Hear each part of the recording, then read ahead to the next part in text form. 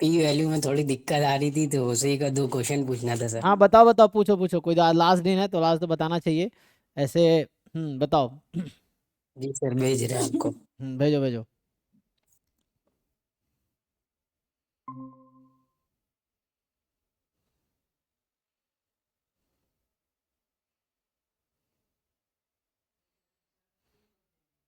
हम्म।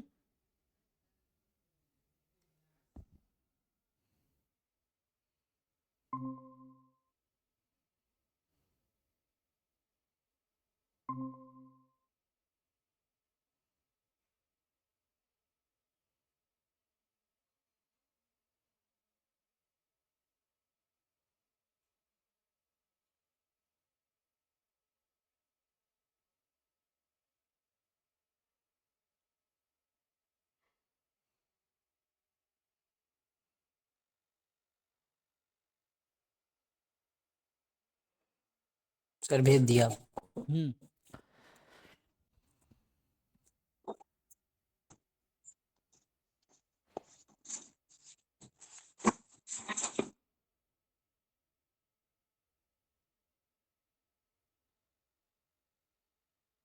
एक मिनट।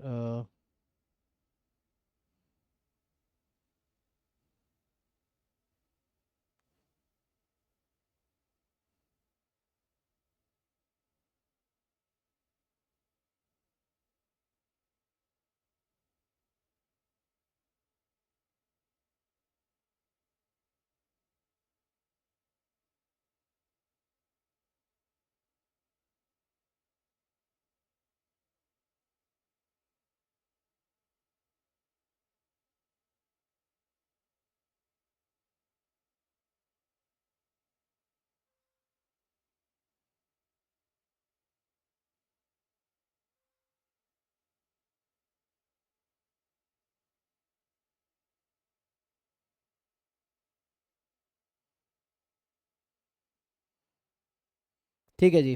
आपको ये ना,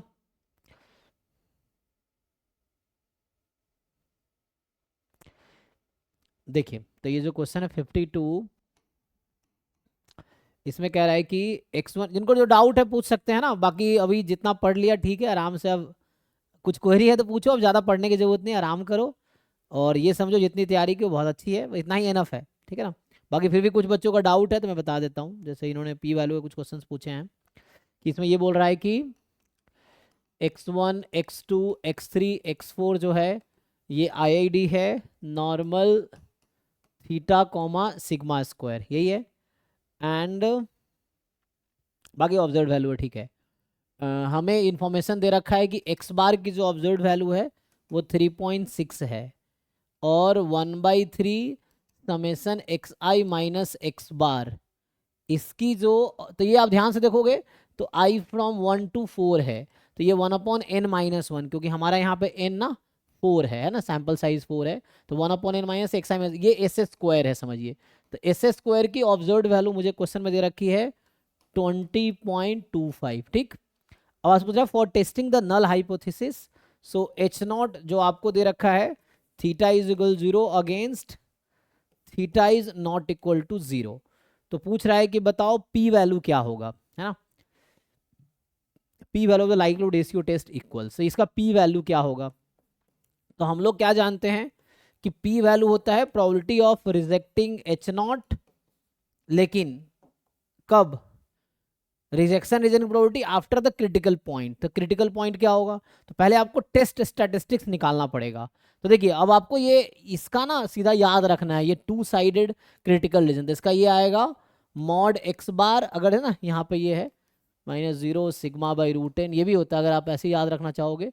तो this mod under H not होगा, अंडर एच नॉट बात कर रहा हूँ, तो ये मोर देन इक्वल टू, इसका 2 साइडेड टेस्ट है ना, तो क्रिटिकल रीजन एक इस साइड और ये होगा ऐसा, तो मोर देन इक्वल टू सम के ले लो या टी, हालांकि एक्चुअल लिखोगे तो ZL/2 होता है ना। लेकिन यहाँ पे क्या होता है, ये जो टेस्ट स्टैटिस्टिक्स ये है मेरी, है ना। अब इसमें क्या करना है मुझे, test statistics more than its observed value. तो यहाँ तो दिक्कत ये है कि सिग्मा नोन नहीं है ना, तभी एस दिया हमें, तो सिग्मा नोन नहीं है तो सिग्मा की जगह क्या यूज करना पड़ेगा, एस, है ना। एस। क्योंकि सिग्मा तो नोन है नहीं, तो यहाँ पे आपको यूज करना होगा S, S by root N, है ना, X bar minus 0 upon S by root N. तो यहाँ जेड ना होके अब टी होगा। तो एनीवे के हमें जरूरत नहीं है, टी होगा के होगा, अभी ये के मान लो जस्ट। तो होता क्या है, पी वैल्यू होती क्या है कि ऑब्जर्व्ड वैल्यू से लेके क्रिटिकल रीजन में उसके आगे की, अगर राइट साइड क्रिटिकल रीजन है तो लेस देन, अगर लेफ्ट साइड क्रिटिकल रीजन है, मतलब जो भी क्रिटिकल पॉइंट होगा। तो कहने का मतलब ये के क्या होता है, इसी की ऑब्जर्व्ड वैल्यू होती है। तो ऑब्जर्व्ड वैल्यू निकाल लो, जैसे यहाँ पे लिखेंगे probability mod x bar minus 0, मतलब 0 है, अंडर एच नॉट लिख रहा हूँ क्योंकि ये अंडर एच नॉट होता है ना, when H naught is true. तो ये अंडर एच नॉट यहाँ आ जाएगा, S by root N more than equal to, P value में क्या होता है, इस के प्लेस पे आपको टेस्ट स्टैटिस्टिक्स का ही ऑब्जर्व्ड वैल्यू पुट करना होता है, ठीक है ना। तो यहाँ पे म्यू और सिग्मा दोनों अननोन है, इसलिए ये क्रिटिकल रीजन आपको याद करना पड़ेगा, ठीक है। अब इसके बाद क्या होगा, पुट करो जरा क्या आता है। तो ये थिंक जैम 2023 वाला है ये, तो इसमें डेटा गायब था, एनीवे जी सर। तो इसको ऑब्जर्व किया, एक्स बार कितना है 3.6 माइनस 0 अपॉन एस कितना है, तो एस एस फोर स्क्वायर है वो पॉइंट ना, फोर फाइव तो सर। 20.25 फोर का पॉइंट रूट फाइव निकालो, रूट कितना आएगा 4.5। 4, 4.5 पक्का देख लो, upon root G N sir. 2 आ जाएगा, है ना। तो जी सर। यहां से आपके पास आ गया। अब इसका डिस्ट्रीब्यूशन निकाल लो, ये इसका डिस्ट्रीब्यूशन क्या है ये देखना है आपको कि what is distribution of this quantity. ये जो है X bar minus 0 upon S by root N, इसका क्या डिस्ट्रीब्यूशन होता है जी। Tn-1 कॉमा हाँ, अल्फा बाई 2। हाँ मतलब टी एन माइनस, हाँ यहाँ के अगर लिखते वैसे तो टी एन माइनस वन होता, तो इसका distribution T N minus one है। तो ये मॉड में ऐसा समझ लो T N minus one distribution है, ठीक है। एन कितना है आपका दिस, तो टी थ्री मोर देन, ये कितना आएगा नंबर सर ये 1.6। 1.6 under H not, H not use कर लिया मैंने यहाँ पे, तो under H G not sir. अभी ये है समझिए। अभी क्या है, अब आप समझो टी डिस्ट्रीब्यूशन, ये जेड नहीं है क्योंकि जेड तब होता है जब सिग्मा नोन होता, तो ये जी टी सर। जी डिस्ट्रीब्यूशन है। तो टी में भी रफली तो ग्राफ ऐसे ही होता है, बस इसका पीक का डिफरेंस रहता है। अब आपको एक नंबर है यहाँ पे 1.6, मॉड उससे ज़्यादा है, तो इसका इसको खोलोगे तो दो पार्ट होगा ना, मॉड को खोलने पे क्या होता है, जैसे यहाँ 1.6 यहाँ बहुत माइनस वन में, सामान है। तो ये और इसकी प्रोबेबिलिटी निकालनी है आपको, और ये सिमेट्रिक होता है, तो हमें ये प्रोबेबिलिटी और ये प्रोबेबिलिटी दोनों ऐड करना है, क्योंकि इसको खोलोगे तो आएगा टी थ्री मोर देन 1.6 और T three less than minus 1.6, यही आएगा। तो इसको आप 2 टाइम कर सकते हो, just T three more than 1.6, ठीक। अब आपको देखना होगा ये नंबर कौन सा है, so what is this number. अब ये इसको टी थ्री में क्या लिख सकते हैं कि ये 1.6 हो जाए। तो ये 2023 के पेपर में दिक्कत ये है कि जो पीडीएफ उन्होंने अपलोड किया है वेबसाइट पे, जो हमने डाउनलोड किए हैं, उसमें डेटा नहीं है एक्चुअली, ठीक है ना। तो यहाँ आपको टेबल से देखना पड़ेगा, एग्जाम में टेबल की जरूरत नहीं पड़ेगी, यहाँ पे बस आपको टेबल देखना पड़ेगा, क्योंकि अभी एग्जाम में लिखा था वैल्यू कि ये जो 1.6 है ये आएगा टी कितना है जी, किसी को याद है टी थ्री क्या होगा 1.6, ये एग्जाम में दिया हुआ है वैल्यू ऑलरेडी। तो सर वहां पर से अल्फा की वैल्यू निकाल लेंगे फिर। हाँ एग्जैक्टली, आई थिंक यहाँ पे जो आता है, इस क्वेश्चन का आंसर कितना है 0.208, जी जी सर। तो ये होगा ऐसा, ऐसा दे रखा जी सर। होगा कि ये एग्जाम जी में जी। दिया हुआ था ओरिजिनल एग्जाम पेपर में, ये होगा यूज दिस इंफॉर्मेशन। तो हम यहाँ लिखेंगे 1.6 की जगह की प्रोबेबिलिटी टी थ्री, जो टी 33 डिग्री ऑफ फ्रीडम है, this is more than equal to T three comma 0.104। अब देखो कहने का मतलब क्या है, तो ये नंबर है टी थ्री 0.104। तो आपको पता है नोटेशन जो हम यूज करते हैं, तो ये क्या है, ये जो एरिया है, ये जो प्रोबेबिलिटी है ये है 0.104, है ना, ये आ जाएगा। Yes sir. तो ये जो प्रोबेबिलिटी है ये जस्ट वही अल्फा बाई टू आ जाएगा जो आप कह रहे थे, तो ये आ जाएगा 0.104, लेकिन यहाँ टू बाहर था एक्चुअली, तो यहाँ टू रह गया, टू टाइम, तो यहाँ टू टाइम, तो इसलिए आंसर है 0.208, ये है। ठीक है, तो मेनली ठीक यहाँ पे क्या है, क्रिटिकल रीजन याद रखना था। तो टी में इसलिए गया क्योंकि सिग्मा अननोन है, सिग्मा अननोन होता तो ये जेड में जाता, तो स्टैंडर्ड नॉर्मल होता। जो सर यहाँ पे 0.4104 दिया है, ये अल्फा की वैल्यू है। हाँ ये अल्फा बाई टू, ये समझ लीजिए आप T three degree of freedom में अगर मैं बोलूँ यहाँ अल्फा वाई 2 है, समझो आप, है ना, सो ये आपका 1.6 है। ठीक सर। मतलब जो भी नंबर होगा, ये तो आप जो भी नंबर मान लो, अल्फा वाई 2 है तो इधर अल्फा वाई 2 प्रोबेबिलिटी होगी। जैसे मैं एग्जांपल समझाता हूँ आपको, यहाँ पे T3 अल्फा वाई 2, तो ये नंबर होगा -T3 अल्फा वाई 2। तो इधर अल्फा वाई 2 है, इधर अल्फा वाई 2 है, बीच में 1 माइनस अल्फा प्रोबेबिलिटी है, तो ये प्रोबेबिलिटी अल्फा वाई 2 है। ठीक है, तो ये नंबर आपका 1.6 है। जितना ये प्रोबेबिलिटी होगा उतना ही ये होगा। तो हमें जब मॉड खोलते हैं ना, तो दिस प्लस दिस आता है। इसको अगर खोलोगे तो क्या बनता, ये बनता आप T3 माइनस पर मोर देन खोलोगे प्लस का। 1.6 और T3 लेस देन -1.6, ऐसा बनता। और दोनों का आंसर सेम आएगा क्योंकि टी डिस्ट्रीब्यूशन 0 के अबाउट सिमेट्रिक होता है, इसीलिए। ठीक है, तो उससे आ ठीक जाएगा। सर। तो दूसरा वाला बता दो। जो दूसरा क्वेश्चन आपको वही पी वैल्यू का ही है, देखिए। तो ये जो 53 है और ये भी जैम 2023 का है, तो जैम 2023 में 2 क्वेश्चन पी वैल्यू का आया था। तो x1 x2 be the random sample from distribution having, तो यहाँ देखिए x1 x2 एक्सपोनेंशियल आपके पास रेट 1/थीटा है, तो मीन थीटा है। ठीक है, अब आपको बोल रहा है कि टेस्ट करना है h0 theta is equal to 1 against h1 theta is not equal to 1।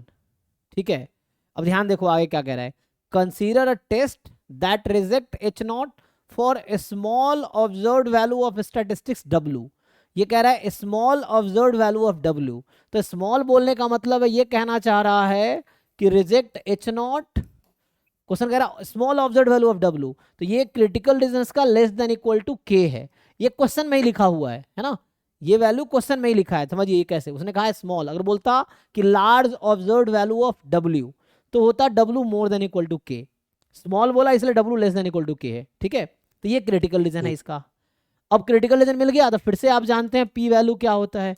अच्छा आगे और क्वेश्चन है, आगे है if the observed value of x1 and x2 are 0.25 0.75, ये बता रखा है कि स्मॉल x1 है 0.25, स्मॉल x2 है 0.75 और w एक क्रिटिकल रीजन दे रखा है आपको x1 प्लस x2 अपॉन 2। तो मुझे बताओ w की ऑब्जर्व्ड वैल्यू क्या होगी, स्मॉल w क्या होगी इसके अकॉर्डिंग, पुट करो इसमें पुट करो x1 x2 की वैल्यू, w की वैल्यू क्या आएगी, w1 है 0.25, सॉरी x1 है 0.25, x2 है 0.75, तो w की वैल्यू क्या होगी 1/2। 1/2 आ गई। ठीक है ना, तो स्मॉल ऑब्जर्व्ड वैल्यू हो गई। तो यहाँ कहना पी वैल्यू क्या होता है, probability w is more then, अच्छा देखो मोर देन इक्वल टू कब लिखते हैं, जब यहाँ मोर देन इक्वल टू होता है, यहाँ less yes than sir. Equal to है तो मुझे p वैल्यू में भी लेस देन इक्वल टू ही लिखना है, तो यहाँ पे भी लेस देन इक्वल टू ही होगा। और k के प्लेस पे उसकी ऑब्जर्व्ड वैल्यू, पिछले क्वेश्चन में भी यही किया हमने कि ये जो k था ना, यहाँ पे जो कांस्टेंट हमारा था उसके जगह हमने ऑब्जर्व्ड वैल्यू यूज किया था इसी क्वांटिटी का, तो ये जो टेस्ट स्टैटिस्टिक्स इसी का ऑब्जर्व्ड वैल्यू यहाँ यूज करते हैं हम लोग। तो यहाँ पे k के जगह पे w की ऑब्जर्व्ड वैल्यू कितनी है, ये x1 x2 की थी, w की हाफ आ गई, तो ये आ गई half under h0 when h0 is true, तो h0 क्या है 1, फॉर्मूला होता है, तो थीटा को 1 रख देना है, तो थीटा को 1 रखेंगे तो एक्सपोनेंशियल 1 हो गया। तो अब मेरा कहने का मतलब अंडर h0 हमारा जो w है, अच्छा w तो x1 प्लस x2 बाई 2 है ठीक, तो चलो इसको रख ही देता हूँ, बेटर रहेगा, सॉल्व करना है मुझे। तो मतलब ये है कि x1 x2 अब एक्सपोनेंशियल 1 है, क्यों, क्योंकि थीटा की वैल्यू 1 है। तो यहां से आ गया probability x1 plus x2 by 2, तो 2 काट दो, लेस देन इक्वल टू 1 आ जाएगा, आ जाएगा। Yes sir. अब x1 x2 एक्सपोनेंशियल 1 है, तो x1 प्लस x2 क्या होगा, गामा हाँ 2, तो ये गामा आ गया, दिस इज गामा 2,1, क्योंकि यस सर। एक्सपोनेंशियल गामा 1 होता है, तो यस सर। 2,1। तो इसका पीडीएफ लिख लोगे, मान लो इसका नाम कुछ रख दो, टी रख दो अभी के लिए, तो इसका पीडीएफ क्या होगा गामा 2,1 का निकाल लो, हो तो क्या, तो जब से पीडीएफ निकाल लोगे तो 0 से 1 में इंटीग्रेट करो टी के पीडीएफ को, तो इससे x तुम्हारा की पावर आंसर आ जाएगा, 1/x। आएगा। Yes sir. बस गामा 2,1 का पीडीएफ लिख लो और उसको 0 से 1 में इंटीग्रेट कर लो, तो वो आंसर आ जाएगा इसका, तो यही आंसर हो जाएगा इस क्वेश्चन में। ठीक सर, थैंक यू। बाकी कोई कुछ नया मत पढ़ो, चाहो तो PYQ बैठ के सॉल्व कर सकते हो, जो लोग अगर करना चाहो तो। कल 2 से 5 में एग्जाम है ना, तो आराम से, तो जी अच्छी नींद लो, बाकी लोग जो भी हैं अच्छा आराम से 10-12 घंटे सो और रिलैक्स रहो। जितनी तैयारी हो गई बहुत है, टेंशन लेने की जरूरत नहीं है। टेंशन लोगे नुकसान नहीं होगा, फायदा नहीं होगा, रिलैक्स रहोगे फायदा होगा, ठीक है ना, इसलिए टेंशन नहीं लेना है। ठीक है, तो सर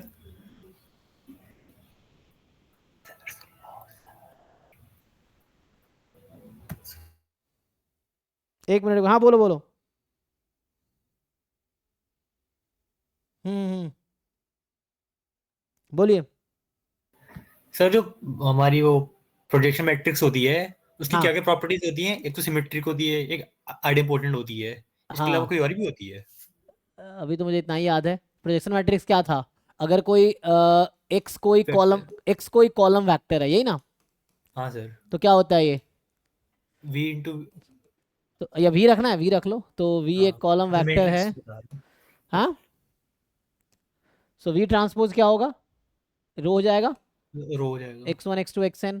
ठीक है, तो v इंटू वी ट्रांसपोज का ऑर्डर क्या होगा, तो ये है n n cross n. Cross one, और ये 1 क्रॉस n, तो ये n क्रॉस n, और v ट्रांसपोज v का क्या होगा, 1 क्रॉस 1। 1 क्रॉस 1। तो कहने का मतलब 1 क्रॉस 1 मतलब नंबर होता है वो, कोई 1 cross 1 matrix equivalent to a number, ठीक। तो कहने का मतलब ये, तो ये जो आप बोल रहे हो प्रोजेक्शन मैट्रिक्स p बोल देता हूँ, तो ये होता है v transpose upon v transpose v, है ना।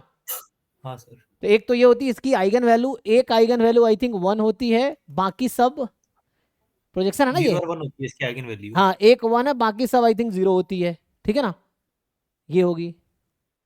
अगर मान लो n क्रॉस n की है, 10 क्रॉस 10 की है, तो एक 1 होगी और 9 0 होगा, ऐसा मुझे याद है शायद। और उसके बाद ये p ट्रांसपोज सिमेट्रिक आई होती थिंक है, p ही आता है ना, और शायद आइडेम्पोटेंट भी होती है। आइडेम्पोटेंट होती है, तो p स्क्वायर p के इक्वल आएगा, यही ना, हाँ। ये होगा। और ये आइगन वैल्यू यही होती है, इतना ही याद है मुझे तो, हाँ अब बस यही कंफर्म है। बस और इतना जो ही। हमारे पास अगर दो सिमिलर सिमिलर मैट्रिक्स है, तो उनकी खाली आइगन वैल्यू सेम होती है, आइगन वेक्टर सेम नहीं हाँ, होते। आइगन वेक्टर जरूरी नहीं सेम हो, आइगन वैल्यू सेम होगी, ट्रेस सेम होगा, करेक्टरिस्टिक पॉलिनोमियल सेम होगी, आइगन वेक्टर डिफरेंट हो सकता है। ठीक है सर। ठीक है जी, अब किनका डाउट है, सोहम आपने कुछ भेजा है क्या, शुभम। जी शुभम बताइए, तो इसमें जो है, क्वेश्चन जी सेंड किया था उसको। एक मिनट, अच्छा शुभम ना, हाँ शुभम ने एक भेजा हुआ, रुक जाओ एक मिनट। तो बताओ भाई शुभम, इसमें क्या डाउट है। सर सी और डी नहीं समझ में आ रहा ऑप्शन। अच्छा चलिए, तो ये जो 44 है जैम 2021 का PYQ है, इसमें आपको कह रखा है कि x1 x2 xn, है ना। अभी PYQ ही रिवाइज कर लो सब लोग, एनफ है, बाकी करने की जरूरत नहीं है। और एक्सपोनेंशियल थीटा है, ठीक, रेट थीटा है, और हमें इसने कह रखा है, तो आपको सी और डी समझ नहीं आ रहा है ऑप्शन ना, ओके।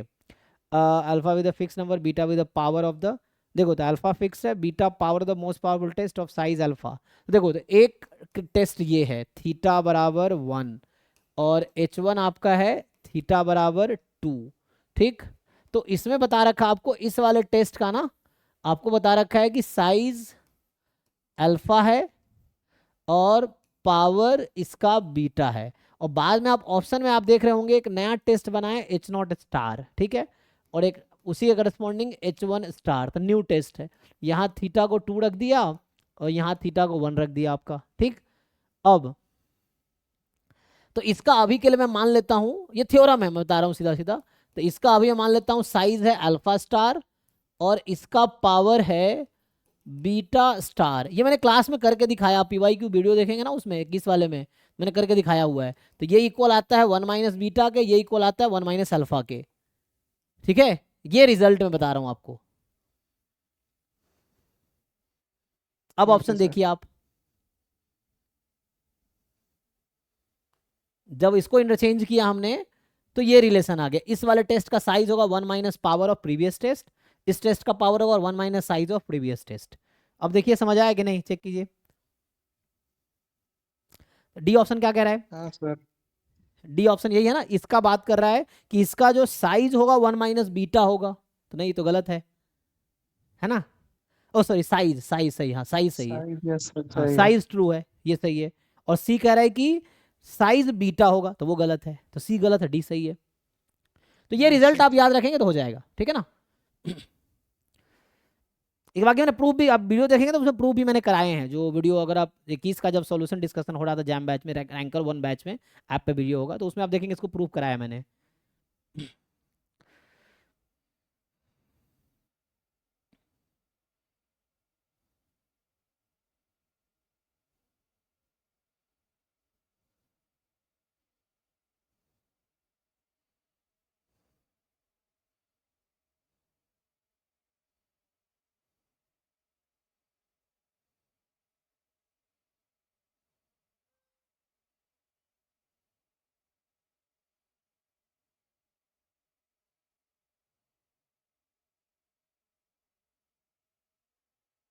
और कुछ पूछ रहे थे कोई, बताइए। सर रैंकर्स में भेजा है मैंने। हाँ तो अभी आप मॉक टेस्ट करो, अब मॉक टेस्ट छोड़ो, ठीक है बताओ। इसमें रैंकर 2 में ना action be the sequence of random variable having, ये जो आपका एक्सन है ये आपका है यूनिफॉर्म 2 5, ठीक है। तो यहाँ एक कर रखा है xn-3, तो आप जानते हो यूनिफॉर्म में लोकेशन और स्केल चेंज करते हैं, डिस्ट्रीब्यूशन यूनिफॉर्म ही रहता है। तो ये आपका क्या हो जाएगा, 3 घटा दीजिए, -1 2। अच्छा अब ये कहना चाह रहा है एक नया रैंडम वेरिएबल y मान लेते हैं, yn अभी के लिए, या y मान लो। तो ये है आपके पास एक तो n क्यों लिखा है, i लिखना चाहिए यहाँ पे, ठीक है। yn हमारे पास है 3/xn-3, ठीक है। तो इन्होंने कहा है, अच्छा इन्होंने तो कुछ और ही yn, हम ये नहीं लेंगे, हम इसको कुछ नाम दे देते हैं, लेट्स से रख दें कुछ t समथिंग, चलो मान लो अभी t मान लेते हैं। तो 1/n समेसन ti, वो i लिखना चाहिए उसको, ये ti कर दो वहाँ पे जो है ना, तो यहाँ पे ऐसा हो जाएगा ti xi-3। तो समझिए दिस कन्वर्जेस इन प्रोबेबिलिटी। अब क्या जानते हैं, थ्योरम क्या कहता है, ये टी बार है ना, दिस इज टी बार, और ये कहाँ, weak law of large number theorem क्या कहता है, this converges in probability to E of T.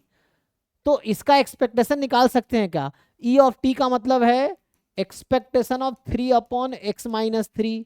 तो छोड़ो इसकी तो जरूरत ही नहीं, हटाओ इसको, सीधा सीधा यहाँ से काम करो, और ये आपका x है, छोड़ो अभी, है ना। तो क्या हम ये निकाल सकते हैं क्या, 3/x-3, उसका पीडीएफ कितना हो जाएगा, 1/b-a, मतलब 1/3 dx 2 से 5, निकालिए जरा कितना आता है ये 3 तो कट जाएगा। सो log x-3, I think log mod में लिखते हैं हम लोग, तो मॉड में लिखना चाहिए log, है ना।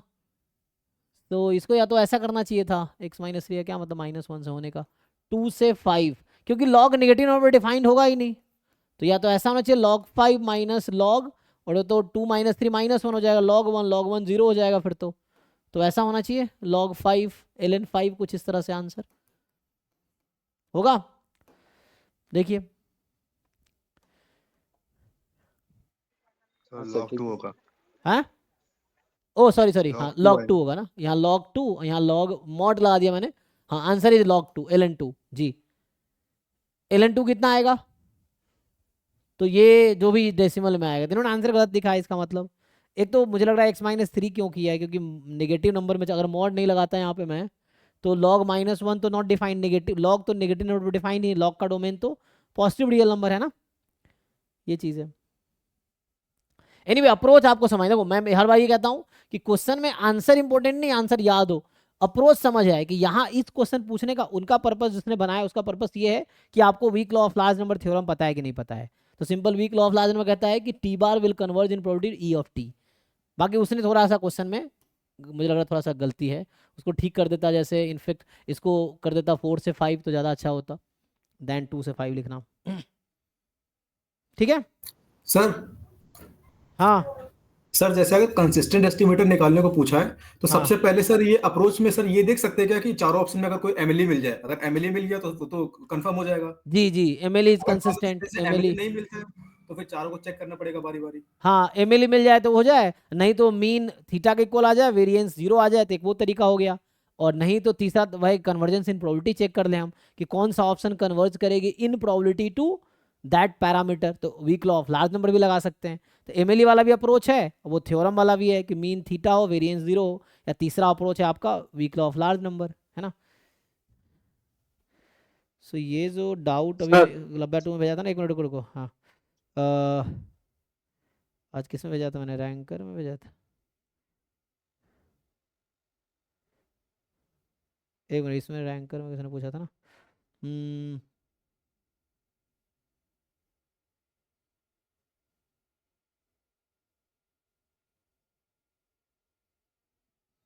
हाँ बोलो,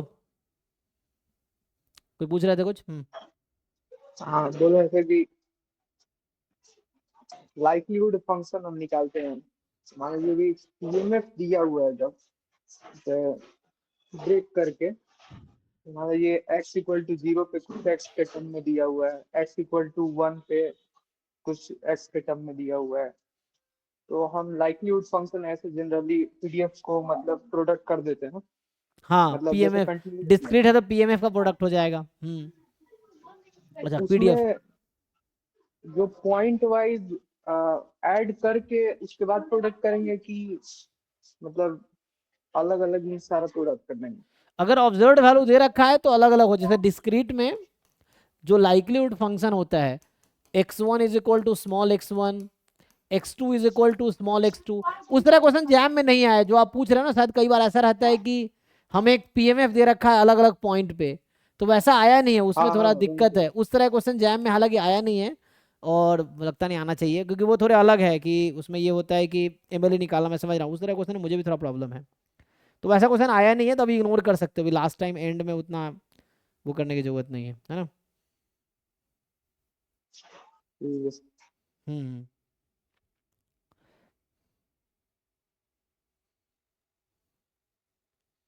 ठीक है जी।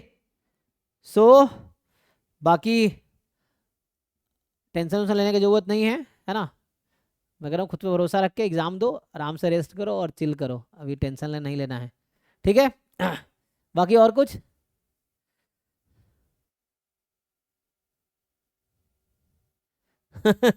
माइंडसेट क्या रखे, माइंडसेट कुछ नहीं रखना है, एकदम करो चिल करना है। ये समझना है कि जो तैयारी तुमने किया है वो बहुत अच्छी है, पॉजिटिव रहना है। पॉजिटिव रहना सिंपल क्या है, कोई है ना नेगेटिव लोगों से दूर रहो, ज़्यादा लोगों से बात मत करो, जितनी तैयारी की उसमें भरोसा रखो और थोड़ा अपने आप को पॉजिटिव चीज़ें बोलो कि एग्ज़ाम अच्छा होगा तुम्हारा, अच्छा रैंक आएगा, एडमिशन हो जाएगा, बस यही है। तो पॉजिटिव बोलोगे तो पॉजिटिव एनर्जी रहेगी, है ना। क्या बोलते हैं विजुअलाइजेशन, आर्ट ऑफ विजुअलाइजेशन, वो चीज़ें हैं। तो थोड़ा अपने आप को विजुअलाइज करो कि तुम अच्छा रैंक ला रहे हो, है ना, अच्छा एग्ज़ाम होगा, बस इस तरह से है, और कुछ वैसा है नहीं, है ना।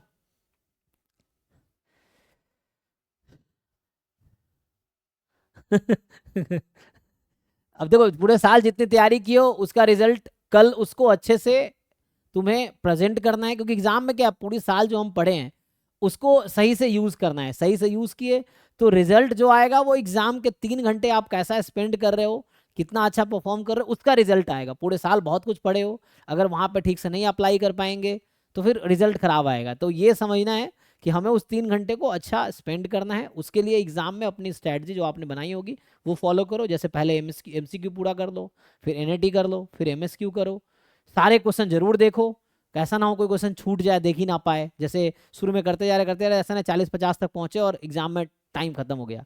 तो क्वेश्चन तो एक बार पहले पूरा पेपर देखें हम, ये जरूरी है कि पूरा पेपर हम देखें पहले आसान आसान क्वेश्चन करेंगे, फिर सेकंड टाइम में उन क्वेश्चन को करेंगे जो मुश्किल होगा, है ना। तो पहले उन क्वेश्चन को करेंगे जो इजीली हो जाएगा। यही है एग्जाम के दौरान का जो है। कैलकुलेटर यूज करना तुमने प्रैक्टिस किया ही होगा कि कैलकुलेटर कैसे यूज करना है, तो उसका हो गया।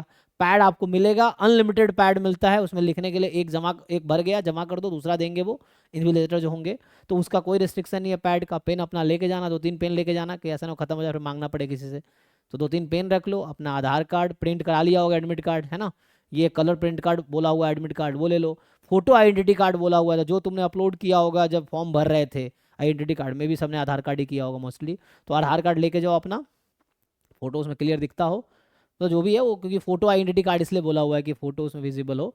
और फिर वही admit card, photo identity card, pen हो गया, यही है।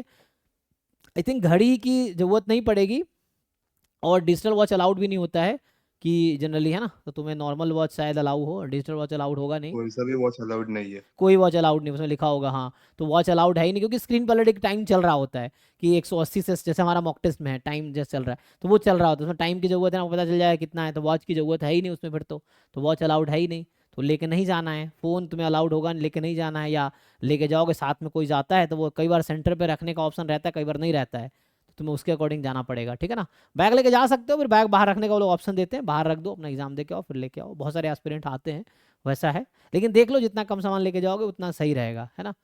अभी कोई पूछ रहा था टेबलेट लेके जा सकता है, आई थिंक मेडिसिन तो अलाउड होगा, अगर किसी को जैसे कुछ है ऐसी ज़रूरत है बीच में पड़ती है, सो दे कैन टेक, उसमें कोई रिस्ट्रिक्शन नहीं होगा मुझे लगता है, ठीक है ना।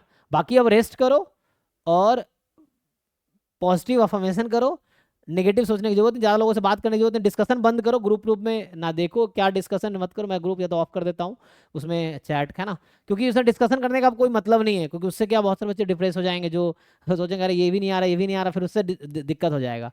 तो उसने जितनी तैयारी की हो उतना काफ़ी है, और उतना ही इनफ है अच्छे रैंक लाने के लिए, अच्छा रिजल्ट लाने के लिए, ठीक है। तो इसीलिए उतना कुछ टेंशन नहीं लेना है। बाकी हम लोग हैं, कोई हो तो बताना, ठीक है।